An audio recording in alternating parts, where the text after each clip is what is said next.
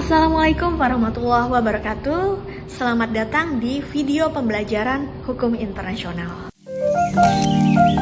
Pada materi kali ini saya akan membahas yaitu sumber hukum internasional. Sebelum kalian menyaksikan video ini, silahkan dipersiapkan untuk mencatat beberapa poin penting dan juga materi kali ini saya harapkan bisa menjadi bahan diskusi kita di kelas, dan silahkan untuk membaca ulang melalui beberapa referensi lainnya yang berkaitan dengan tema sumber hukum internasional. Dari video pembelajaran ini, saya harapkan para mahasiswa dan mahasiswi sekalian mampu menguraikan berbagai macam sumber hukum internasional dan juga dapat menjelaskan baik secara tertulis maupun lisan terkait dengan beragam sumber hukum internasional. Selamat menyaksikan. Sumber hukum ini merupakan asal atau sumber atau landasan untuk menetapkan aturan sehingga dia memberikan dasar bagi penciptaan, penafsiran, dan penerapan hukum dalam suatu sistem hukum. Kemudian mengenai macam-macam dari sumber hukum internasional ini berdasarkan pasal 38 Statuta Mahkamah Internasional terdapat International Convention atau perjanjian internasional. Yang kedua adalah International Custom atau kebiasaan internasional. Yang ketiga adalah The General Principle of Law, ini adalah prinsip hukum umum. Dan yang terakhir adalah Judicial Decision and the teachings of the most highly qualified fabrices of the various nations. Ini merupakan keputusan pengadilan dan juga pendapat para ahli. Sehingga sumber hukum ini dapat terbagi menjadi sumber hukum utama dan juga sumber hukum tambahan. Berikutnya adalah sumber hukum internasional yang pertama, yaitu perjanjian internasional. Menurut Mokhtar Kusumatmadja bahwa perjanjian yang dia diadakan antara anggota masyarakat bangsa-bangsa dan dia bertujuan untuk mengakibatkan suatu akibat hukum tertentu.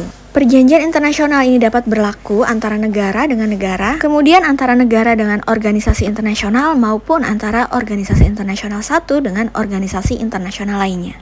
Bentuk dari perjanjian internasional ini, yang pertama adalah treaty. Ini merupakan bentuk dari perjanjian internasional yang mana dia bisa bersifat multilateral dan juga bilateral. Selanjutnya adalah protokol, biasanya yang melekat pada perjanjian lainnya. Selanjutnya adalah arrangement and memorandum of understanding. Ini biasanya bersifat kepada hal-hal yang lebih teknis. Selanjutnya adalah perjanjian international convention dan pact. Ini biasanya merupakan perjanjian internasional yang sifatnya adalah multilateral.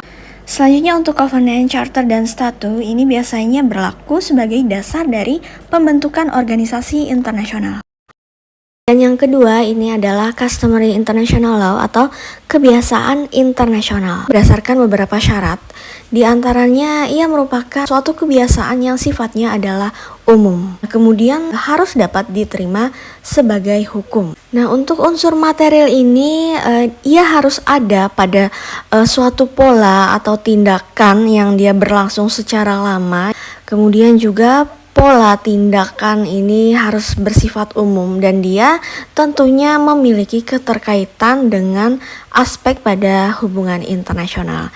Nah, syarat yang kedua tadi berupa unsur psikologis ini dia harus dirasakan memiliki suatu kewajiban hukum, bahwa keyakinan bersama pengulangan tindakan itu adalah merupakan akibat dari kaidah yang memaksa. Selanjutnya adalah berupa prinsip-prinsip hukum umum. Ketentuannya adalah asas hukum umum yang dia diakui oleh bangsa-bangsa yang beradab. Kemudian dia juga tidak hanya hukum internasional tetapi juga asas hukum pada umumnya. Beberapa contoh dari prinsip atau asas ini seperti asas pacta sunt servanda, kemudian asas itikat baik, asas penyalahgunaan hak, kemudian juga prinsip jurisprudensi domestik. Selain daripada beberapa sumber hukum tadi, dikenal juga sumber hukum internasional tambahan, putusan pengadilan, dan juga pendapat para sarjana-sarjana yang terkemuka dari bangsa-bangsa di dunia.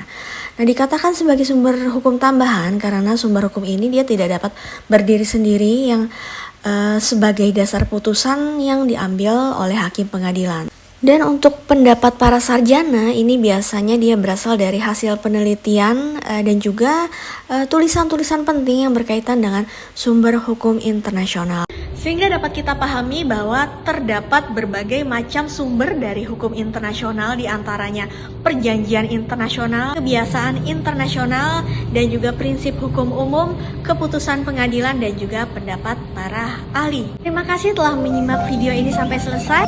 Silahkan sampaikan di kolom komentar apabila ada tanggapan dan juga pertanyaan. Saya akhiri sampai di sini. Terima kasih. Wassalamualaikum warahmatullahi wabarakatuh.